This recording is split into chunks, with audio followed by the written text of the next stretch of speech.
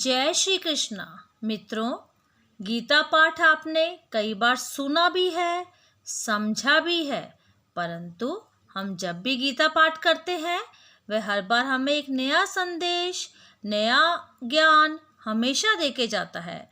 इसीलिए हम फिर से पुनः इसकी व्याख्या करेंगे और उस ज्ञान को अपने जीवन में उतारने का प्रयास करेंगे। जय श्री कृष्णा। श्रीमद् भगवत गीता हमें यही संदेश देता है कि यदि हम भोले हैं, सीधे हैं, सच्चे हैं तो समाज हमारा फ़ायदा उठाएगा। समाज भी भोले लोगों को मूर्ख ही समझता है। भोलापन, सरलता, स्पष्टता आज मूर्ख होने की निशानी बन गया है। लोगों के अनुसार सांसारिक जीवन में भोला बनकर नहीं जिया जा सकता। हमें चालाकी से अपने जीवन को जीना चाहिए। क्या भोला होना अच्छी बात नहीं है? यह मूर्खता है।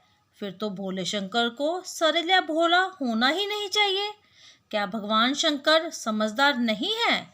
अगर वह भोले हैं तो क्या समझदार नहीं है? भोलापन अर्थात सब कुछ भूल जाना, और भूलने के लिए मन का शांत होना बहुत आवश्यक है। मन का स्पष्ट तथा सरल होना आवश्यक है। जो सरल नहीं वह भोला नहीं। फिर तो भोलापन हमारे अंतर मन को प्रसन्न करने का एक पथ है, एक रास्ता है। अपने जीवन को सरल तथा उद्देश्यात्मक बनाने के लिए भोला होना आवश्यक है। मित्रों, विचार अवश्य कीजिएगा इस बात पर।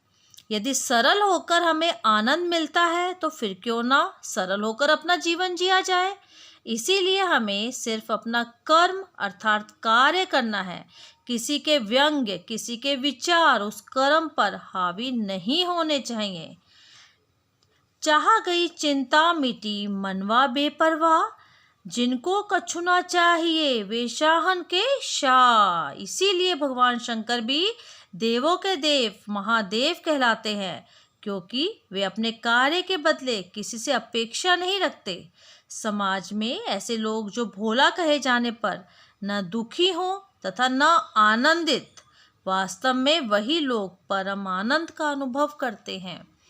मित्रों, इस विषय पर विचार अवश्य कीजिएगा कि जीवन को एक नया अर्थ कैसे मिले, और आपको अवश्य ही आपके जीवन को एक नया अर्थ अवश्य मिलेगा। तो अब हम गीता का एक श्लोक करेंगे, तो जिससे हमारे विचारों को और ज्ञान की प्राप्ति होगी। कर्मण्येवाधिकारस्ते मा फलेषु कदाचन, मा कर्म फल हेतु भूमि ते संगोऽस्त कर्मणि। हमें केवल कर्म करने का अधिकार है। उस फल की चिंता मत करो, फल ईश्वर के हाथ में है। इसलिए कर्म से भागना नहीं चाहिए, न ही फल की इच्छा का लालच होना चाहिए, अपितु कर्म को पूर्ण लगन तथा सच्ची श्रद्धा से करना चाहिए।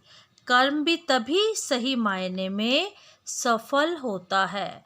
मित्रों, आपको मेरी बात अवश्य पसंद आई होगी, और श्रीमद् भगवत गीता में 18 अध्यायों के सफ़र में हम ऐसी ही छोटी छोटी बातों पर अपने विचार रखेंगे और आपके साथ ज्ञान को हम आपस में एक दूसरे के साथ बांटेंगे। जय श्री कृष्ण।